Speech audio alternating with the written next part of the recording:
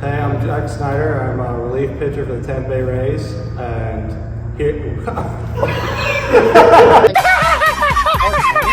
we are here on a.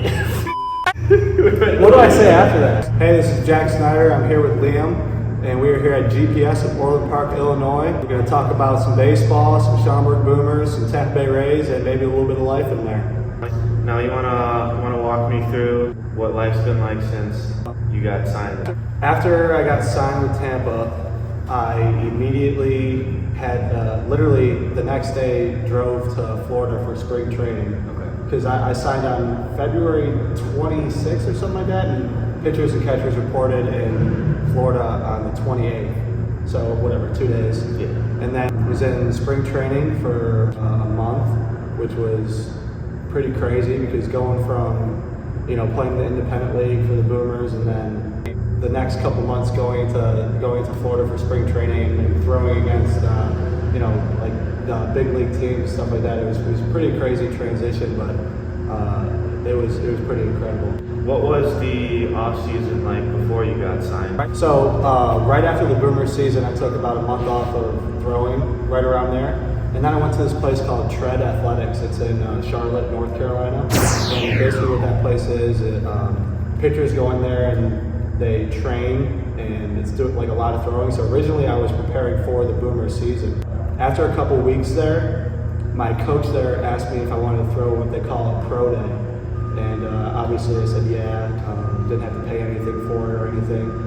So I trained for that. I got to throw in their pro day, and I did pretty well. And after that, I started talking to a few different teams. I talked to White Sox, Angels, Mariners. I actually didn't hear from the Rays right away at all. It looked like I was gonna go to the White Sox, which would have been pretty cool at the time because obviously I'm from Chicago.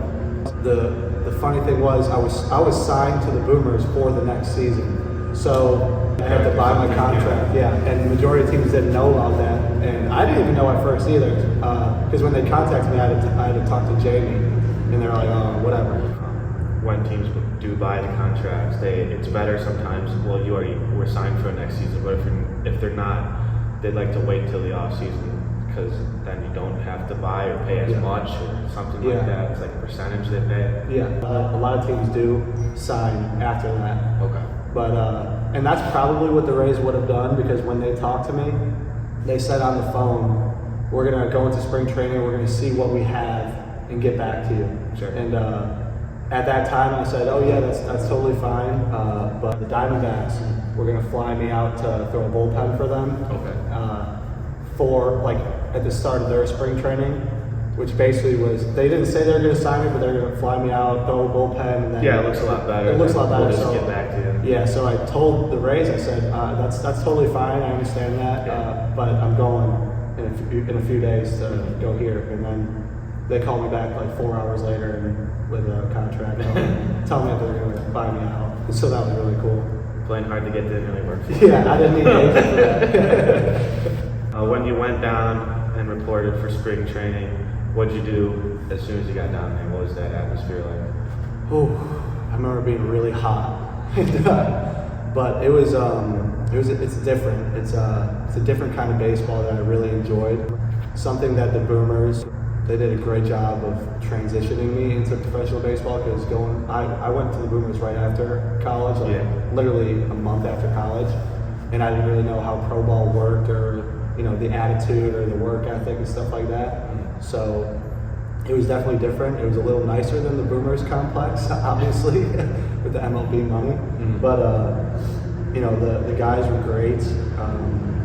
The facilities were really nice, and just traveling and seeing other teams, and when you're lifting in the weight room and seeing the big leaguers and stuff and being around them every day and talking to them, and it just kind of makes you understand that like they're just like everyone else, and they're there for the same reasons you are, and those professional athletes at the top level are no different than you and I. Now, with spring training, aren't there like lines for autographs and stuff? Like if we're going from like 4 or 5 in the morning, people start lining up for. Oh yeah, not even game days, dude. Every day going up to the complex, there's people. Yeah, you guys just gotta like walk through everything, like walk through town and stuff, right? Yeah, we have security guards. But Yeah. They like, hey guys, we got it. But I don't know. It depends on the guy if you want to sign them or not. But a funny story about that was the last spring training game for the big league game.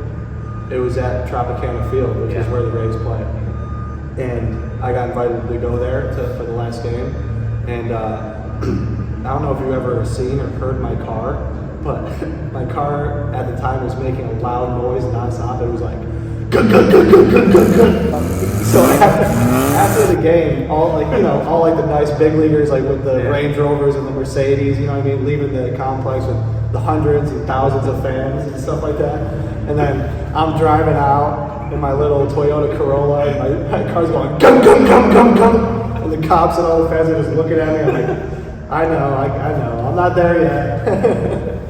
But that was pretty funny. That's really cool.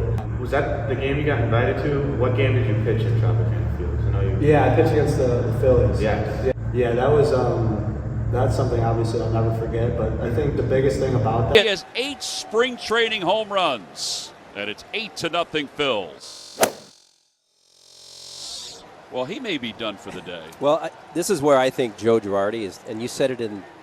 Facing them, and you would expect to be like, you know, holy cow, like look where I'm at right now, and kind of be shocked. But I think the biggest thing about that was kind of understanding that they're no different than, you know, all the ball players that I've really faced. Like they're the best of the best, and they do things differently. No doubt, they can hit the ball farther and harder, whatever their average exit velocity and all that. But like at the end of the day, it kind of just made me feel like I belonged.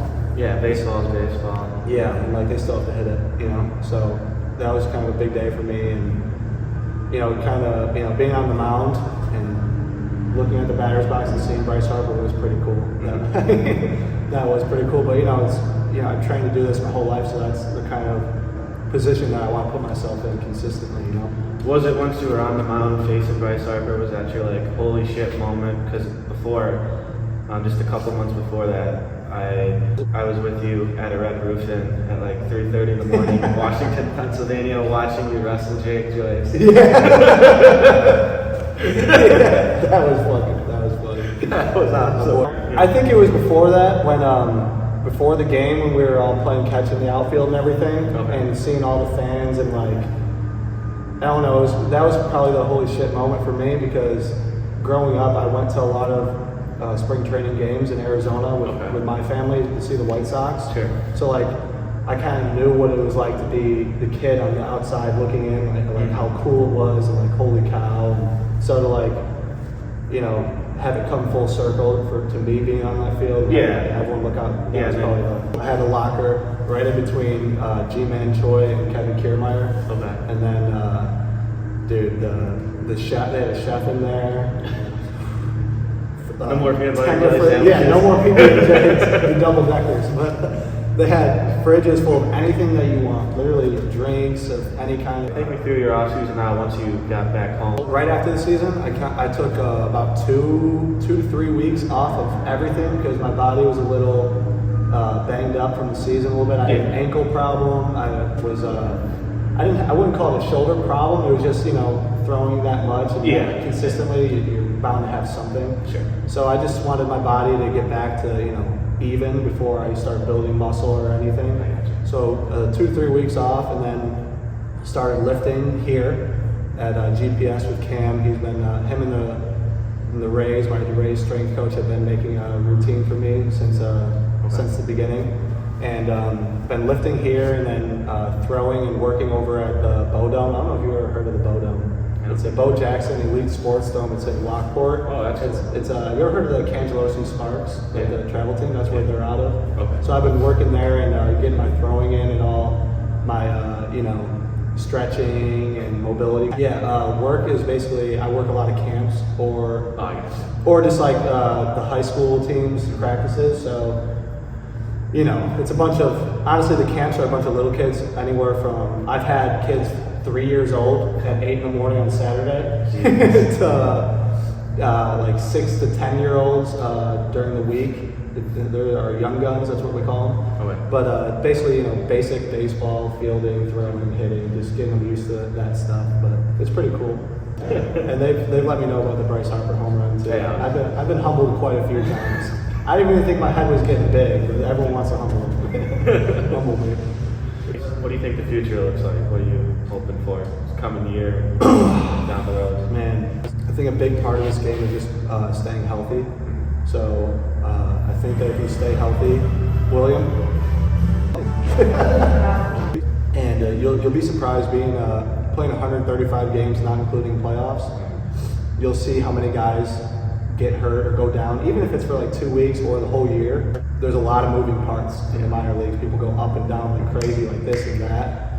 So my biggest thing is stay healthy, because and just getting better, not coming back the same pitcher and the same person. I always want to come back a little bit better, because at this point it's hard to come back. It's hard to make a huge turn, So coming back better and staying healthy, I think that my goal, at least, is 4 years of being in the big leagues.